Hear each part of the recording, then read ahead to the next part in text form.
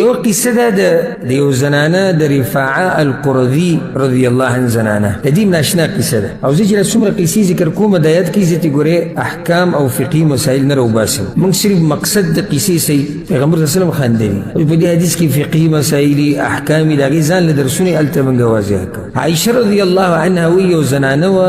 جاءت امراه رفاعه القرظي د رفاعه القرظي خزراله په پیغمبر صلی الله علیه وسلم پس او د دې نوم راغلی دی بعض روایتونو کې تمیمه بنت وهب د رفاعه د ښځې سم دی تمیمه ناغوی وی زناست او کله چې خزراله وی زناست او ابو بکر صدیق وی یا رسول الله زه د رفاعه په نکاح کې وم طلاق مال راکړو فبت طلاقي به دې طلاقونه مال راکړي یعنی یو ولا ورکړی یو وخت کې یو به دوه ورکړی د څو وخت کې به دریم ورکړی یعنی خبره بالکل ختمه کړې د رفاعه خبره ختمه کړې. فتزوجت بعده عبد الرحمن ابن الزبير رضی الله عنه داغه بعد ما واده وکړ عبد الرحمن ابن الزبير القرظي سره د دغه خاندان دي خو یا رسول الله هغه زما حق نشه ادا کړ. حق نه مراد دلته حق یعنی جنسی چې کوم شهوت ته او هغه زماني شي اکیدا طاقت نشته بچا کې عبد الرحمن ابن الزبير رضی الله عنه اکیدا طاقت نشته چې زما حق هغه او داغه خبر خو هغه ډیر واضح کړی د غوځه باز خبرې دي چې هغه سړی په کنایت کې یعنی دی پوری چې یا رسول الله داغه عضو خاص دی داغه عورت چې هغه کمزور نو ما هغه کم بورقې چې په ځان راچولو داغه نه ملي سراخ کړ اکیمینه ولا یا خالد بن سعید رضی الله عنه د دروازې سره ولاړ دی یو صحابي دنه راته اجازه وته نو ملي شو دروازې کې ولاړ د خبره وره د دني نواز کو خالد د دني نواز کو یا ابا بکر ابو بکر هغه سچله الا تنها هذه عما تجهر به عند رسول الله صلی الله علیه وسلم دا خزم منکه نه دا سګړي وړي د پیغمبر عائشه رضی الله عنها وی ګور د پیغمبر صلی الله علیه وسلم حالات فلا والله وی پیغمبر صلی الله علیه وسلم غوسه شي نه غوسه پکارونه دا هو مسله خلق به بیان ما يزيد رسول الله صلی الله علیه وسلم على التبسم ویږي چې دا خبرو کړي چې زما خاون زما حق نشه دا کول او دي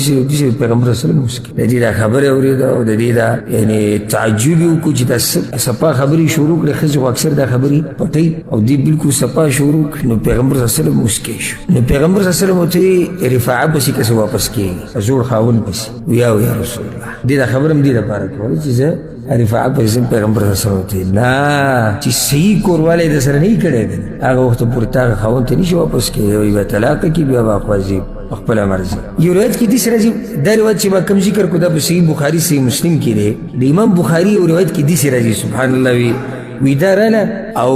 شین غټ صادری په ځان باندې اچولو د تمیمه د رفاعه د ازور خاوني چې رفاعه عائشه وی داراله زما خواله او دا برقه او صادری چې اوچت کو نو دا بدن شین شي او د گزار دلاس د دې خاون سره په دې طبيعت نه لګي وهلې وا او هغه ته خبر وکړو دې شي کړم زه دا خزو ته چې خزل پریاد کی یا به ته پوس کی چې خاون سہالت نه پټکا څوک ملامت دي ها خاون ملامت دی شي ته خبر وکړه نوري بیبي نه راجم شو پیغمبر صلی الله علیه وسلم چې څنګه راغی یا رسول الله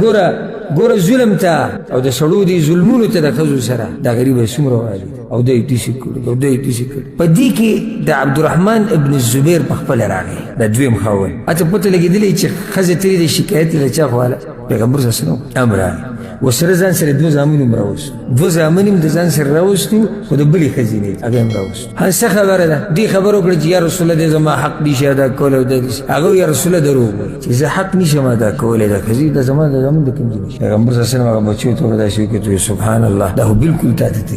بالکل د پلار بشه نو پیغمبر صلی الله علیه وسلم خبره ده کړی ته چې د حق نشه ادا کولای کوروالي دا بچی د کوم دي شي والته دې خاون سره د دې وهل ټکول د لاسه طبيعت نه لګي دا زور خاون غیر آیات شونه هغه ډیر اخلاقی او دا سره به گزاره کوي نو زه واپس کېږم هغه اولنی خاون ته چې د سره کورواله دي سي نه کړي چې تاسو په سي مانو سره یو بل سره ملاو شي نو دا غینه بعد کبه د طلاق درکړو او هغه بیا ته خپل مرزي واپس کولی نو بیا ته واپس کولی چې کو دي شو نو سبحان الله پیغمبر صلی الله علیه وسلم دې زنانه په مخ کې چې مسکیش او عالم لپاره چې راغ سینم پراخه عالم لپاره چې سینې سي پراخه قسم خلق برازي اوس دا زنانه رااله قصه بالکل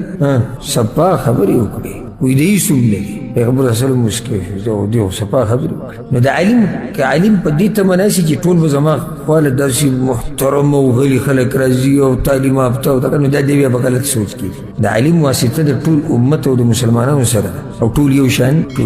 نه دي. یو قصه روانه ده چې هغه به تاسو اورئ یو صحابي څومره صفا خبره کړې. نو کله به داسې کسان راشي چې هغوی به خبره بالکل صفا به کوي څنګه چې دغه ده، نو عالم به سختي نه کوي.